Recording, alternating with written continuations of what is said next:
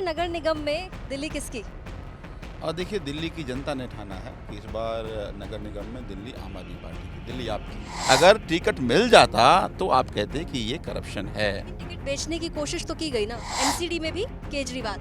तो आरोप ये लग रहा है कि क्या अरविंद केजरीवाल मेयर बनने जा रहे हैं? केजरीवाल जी पे जनता का भरोसा है, दिल्ली के लोगों का भरोसा है। तो केजरीवाल जी गारंटी दे रहे हैं कि अगर एमसीडी में आम आदमी पार्टी आएगी, जिस तरह से दिल्ली सरकार में काम होगा उसी तरह से आपको एमसीडी में काम होगा। पूरे देश को आज तक ठीक से नहीं पता कि जैन साहब अगर जेल में हैं तो क्या भ्रष्टाचार का आरोप है उन पे, क्यों जेल में बंद, किसी को नहीं पता। मनीष जी के केस में 500 से ज़्यादा जगह छापा पड़ चुका है। ये भी मुझे लगता है अपने आप में रिकॉर्ड होगा, लेकिन 1 रुपये नहीं मिला। आम आदमी पार्टी के पास पैसा कहाँ से आएगा एमसीडी चलाने के लिए? ये बड़ा इंटरेस्टिंग सवाल है। ये खाली पैसे दो, पैसे दो, पैसे दो, पैसे दो, पैसे खा लेते हैं। हमने बताया ना क्या भ्रष्टाचार कर रहे हैं ये लोग। दिल्ली की जनता ने इस बार ठान लिया है कि हम बीजेपी को हराएंगे और आम आदमी पार्टी को लाएंगे। तो जनता तैयार है, तो कमान जनता के हाथ में है, कार्यकर्ता के हाथ में। तो दिल्ली तक की टीम लगातार ग्राउंड जीरो पर है, जनता के बीच जा रही है मुद्दों को समझने के लिए नगर निगम चुनावों के मद्देनजर।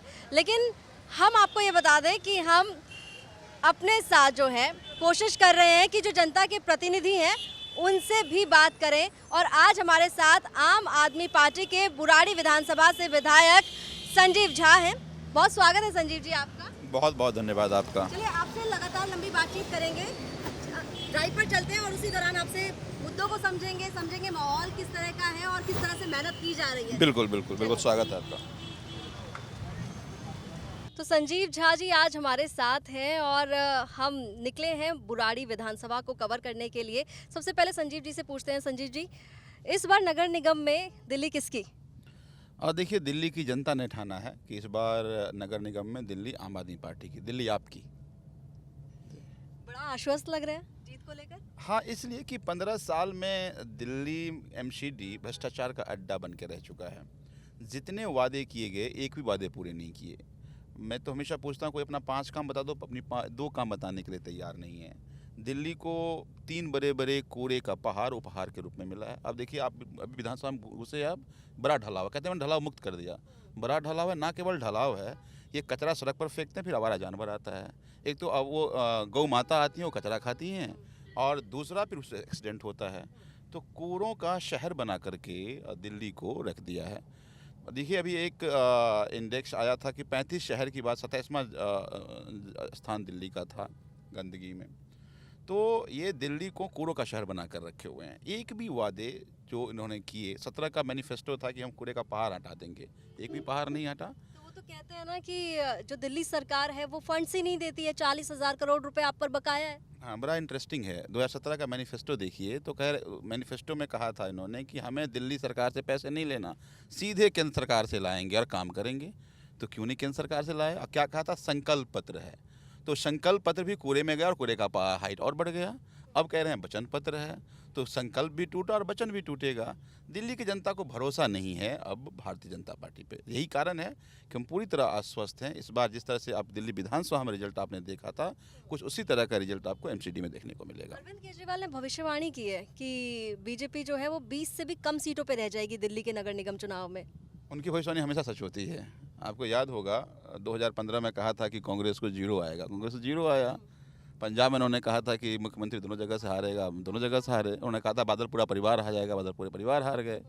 तो उनकी भविष्यवाणी सच होती है। सच इसलिए होती है कि वो ग्राउंड की रियलिटी पे उनका वो रिपोर्ट या उनका वो आकलन होता है।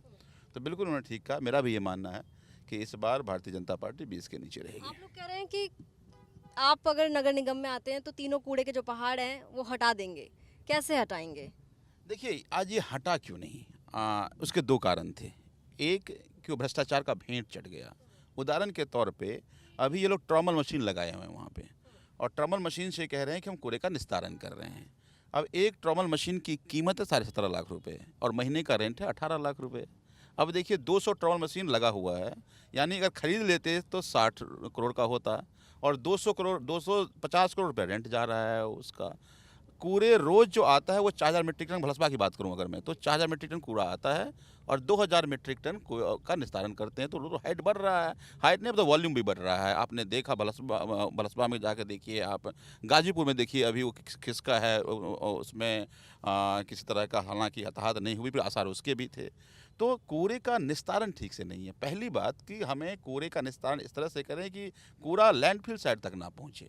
और आपके यहाँ पे देखिए, मैं अपने कैमरा पर्सन से कहूँगी थोड़ा सा कैमरा को पैन करके उस तरफ दिखाएं। कूड़ा ही कूड़ा नजर आता है जिधर देखते हैं। और ये आपकी विधानसभा का एरिया है, ये आपकी विधानसभा है बुराड़ी, यहाँ पर इस तरह के हाल हैं। कुछ समय पहले लोग शिकायत कर रहे थे सड़कों की मरम्मत को लेकर भी, काफ़ी नाराज़गी उस बात को लेकर आपसे भी थी। देखिए, अभी आप सड़क पे ये चल रहे हैं, ये हमारा पीडब्ल्यूडी का सड़क है, ये हमारे अधीन है। और आप पूरे विधानसभा में सड़क आपको दिखाएंगे, कहीं भी आपको इस सड़क में शिकायतें नहीं मिलेंगी। लेकिन बिल्कुल ठीक कहा आपने। अब यहाँ के 5 के 5 पार्षद भारतीय जनता पार्टी के हैं, लेकिन हर गली में कूड़ा, हर चौराहे पे कूड़ा, हर कोने में कूड़ा। मैंने कहा ना कि दिल्ली को इन्होंने कूड़ों का शहर बना कर रख दिया। देखिए, अरविंद केजरीवाल जी अब 10 गारंटी कार्ड दिए हैं। जिस तरह से हमने विधानसभा के चुनाव में गारंटी कार्ड दिया था, हमने उसको पूरा किया था हमने। अब अरविंद केजरीवाल जी एमसीडी में 10 गारंटी कार्ड दिए हैं कि किस तरह से हम कूड़े का निस्तारण करेंगे, किस तरह से दिल्ली को साफ़ सफाई करेंगे, किस तरह से हम दिल्ली के, जिस तरह से हमने सरकारी स्कूल को ठीक किया, हम एमसीडी स्कूल को ठीक करेंगे। जिस तरह से हमने मोहल्ला क्लिनिक में दवाई इलाज जांच फ्री किया, इसी तरह से एमसीडी के जो हेल्थ सेंटर हॉस्पिटल है वहाँ भी दवाई जांच और इलाज करेंगे। जो कर्मचारी हैं उनका सैलरी हम नियमित देंगे। सबसे बड़ी परेशानी देखिए, ये बुराड़ी विधानसभा जहाँ हैं आप, ये अनऑथराइज कॉलोनी से बसा हुआ विधानसभा है। यहाँ आप लीगली मकान नहीं बना सकते। क्यों नहीं बना सकते? कहते हैं अनऑथराइज है तो नक्शा पास नहीं होगा। परिणाम क्या होता है कि आप मकान बनाइए और लोग पहुंच जाएंगे पैसे लेने, उसे लिंटर टैक्स कह लीजिए। छोटा मोटा नहीं, एक फ्लोर के 10 लाख रुपए लेते हैं ये लोग। 10 लाख ज़मीन की कीमत, 10 लाख मकान बनाने के टैक्सेस लेते हैं। अब गरीब जनता करेगी क्या? अगर वो मकान अगर पैसे नहीं देंगे तो मकान टूट जाएगा। अब देखिए, एक तरफ इतने मकान बने हुए हैं, अब जब मकान बन गए वो लीगल हो, जो पैसा दे दिया, जो नहीं दिया वो इलीगल हो गया, टूट गया। तो ये जो अघोषित लिंटर टैक्स है, इससे जनता परेशान है। अरविंद जी ने कहा कि हम उनका नक्शा पास करके हम वैध तरीके से मकान बना पाएँ, इसकी सुविधा देंगे। तो मुझे ये लगता है कि एमसीडी से 15 साल में कोई एक फ़ायदा जनता को मिले, जनता नहीं जानती है।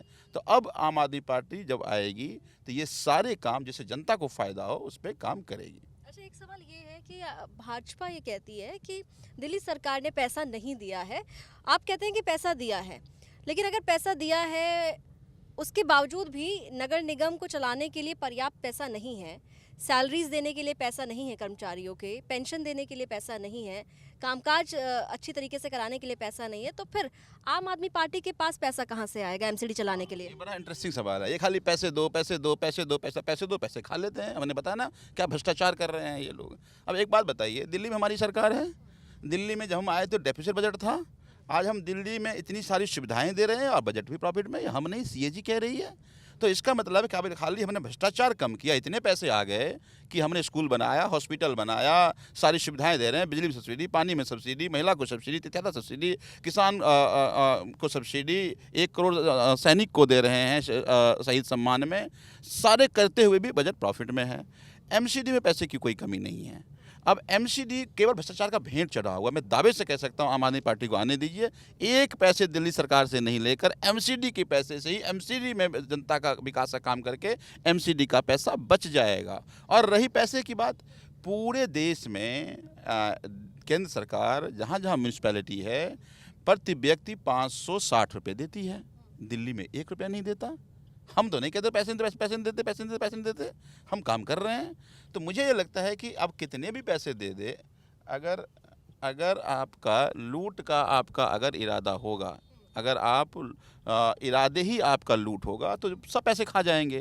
तो मैं तो कहता हूँ इनको सैलरी कर्मचारी की मिलनी चाहिए, लगातार केंद्र सरकार दिल्ली सरकार देती रही जो उसकी सैलरी है और बाकी जो काम है, लेकिन सब वो खा जाते हैं वो। अच्छा, आप भ्रष्टाचार का मुद्दा उठा रहे हैं, भ्रष्टाचार के मुद्दे पर आपकी सरकार भी घिरी हुई है। एक्साइज पॉलिसी हो गई, उसको लेकर मनीष सिसोदिया पर जांच चल रही है, सीबीआई ईडी छापेमारी जो है वो लगातार कार्रवाई कर रहे हैं। इसके अलावा विधायक है मॉडल टाउन से, वो भी उनके साले साहब जो हैं, पीए जो हैं, बड़ा आरोप लग गया टिकट खरीद फरोख्त का, गिरफ्तारी कर ली, 3 एसीबी ने गिरफ्तार किए। 2015 से 169 एफआईआर कर चुके हैं, सभी मंत्री के यहाँ छापे पड़ चुके हैं, सबकी जांच हो चुकी है। क्या मिला? पूरे देश को आज तक ठीक से नहीं पता कि जैन साहब अगर जेल में हैं तो क्या भ्रष्टाचार का आरोप है उन पे, क्यों जेल में बंद है, किसी को नहीं पता। मनीष जी के केस में 500 से ज़्यादा जगह छापा पड़ चुका है, ये भी मुझे लगता है अपने आप में रिकॉर्ड होगा, लेकिन 1 रुपये नहीं मिला।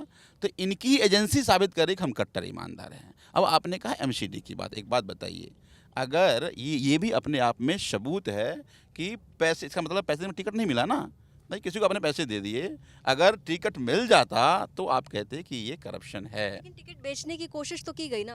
नहीं, अब कहीं मान लीजिए आपके ही कोई कैमरामैन, आपका कोई ड्राइवर कहीं से आपके कारण पैसे ले लिया, न्यूज़ छाप, तो आप जिम्मेदार तो नहीं होंगे ना। हाँ, आपका न्यूज़ चला देंगे अगर आप, तो आप जिम्मेदार होंगे। लेकिन तो अब अच्छा ये बताइए, आप ही के विधायक हैं मॉडल टाउन से, उनके रिश्तेदार पे गंभीर आरोप लगता है, 3 गिरफ्तारियां हो गई हैं एसीबी द्वारा। तो ये पैसों का जो मामला है, ये आपको नहीं लगता कि कहीं ना कहीं जो कट्टर ईमानदारी की बात कही जाती है आपकी पार्टी के द्वारा, उस पर डेंट करता है? पार्टी कट्टर ईमानदार है। अगर उसको टिकट मिल गया होता तो आप ये कहते कि पैसे की लेन देन में टिकट मिल, खूब होती है भारतीय जनता पार्टी में कि पैसे की लेन देन से टिकट मिलती है। आम आदमी पार्टी किसी को पैसे लेकर टिकट नहीं देती। आम आदमी पार्टी सर्वे करती है, उसका क्रेडेंशियल चेक करती है, उसका सामाजिक क्या भूमिका वो चेक करती है, उसके बिहाफ पे टिकट मिलती है। अब अगर ये अपने आप में देखिए उसने पैसे लिया, अगर आम आदमी पार्टी बेईमान होती तो टिकट दे देती है उसको। तब तभी तो मैं कह रहा हूँ इनकी एजेंसी साबित कर रही है कि आम आदमी पार्टी कट्टर ईमानदार पार्टी अच्छा, है। एक और चीज़, आपकी पार्टी पर ये आरोप लग रहा है कि आपकी पार्टी का जो कैंपेन चल रहा है उसमें अरविंद केजरीवाल की ही फोटो नज़र आ रही है, और उसमें जो पोस्टर में लाइन है वो उसमें भी यही लिखा है कि एमसीडी में भी केजरीवाल। तो आरोप ये लग रहा है कि क्या अरविंद केजरीवाल मेयर बनने जा रहे हैं? देखिए, दिल्ली में जो 5 साल के कामकाज थे, जो मॉडल ऑफ गवर्नेंस है, उसको आपने ही, मीडिया के लोगों ने ही कहा केजरीवाल मॉडल ऑफ गवर्नेंस। यानी केजरीवाल के मॉडल ऑफ गवर्नेंस को, केजरीवाल के काम के तरीके को लोग पसंद करते हैं। तो आज दिल्ली में अगर एमसीडी में अगर आम आदमी पार्टी आएगी, तो जिस तरह से दिल्ली में काम हुआ उसी तरह से केजरीवाल जी काम कराएंगे। एक मॉनिटर की भूमिका में, गार्जियन की भूमिका में रह करके अपने लोगों से काम कराएंगे।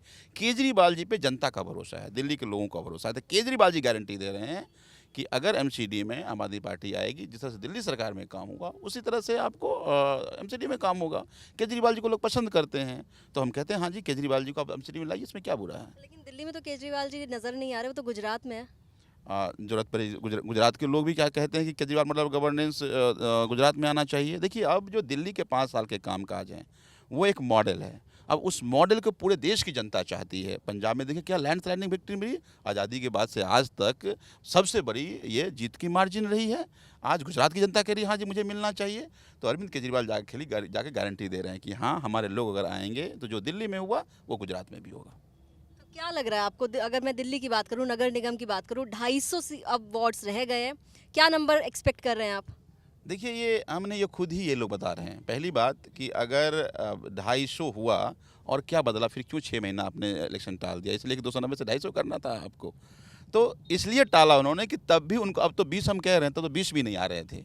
अब ये एमसीडी को एलजी कानून बदलने की कोशिश कर रहे हैं, कानून बदल रहे हैं रैदर, कि अब एलजी का जो निर्णय होगा वो बाइंडिंग होगा।